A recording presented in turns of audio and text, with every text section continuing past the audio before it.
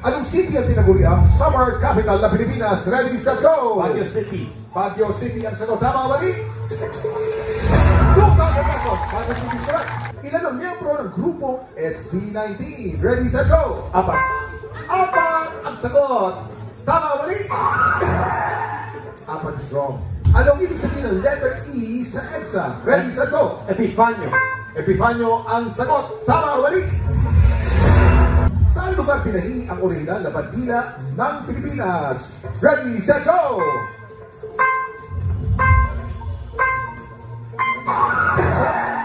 Alam mo na eh, sasabihin mo na sana eh. Hong Kong. Kala ko sa Pinas eh. Last question.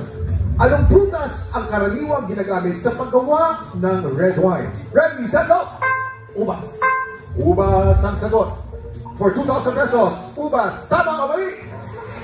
Ubas! It's correct! You won 6,000 pesos today! Congratulations!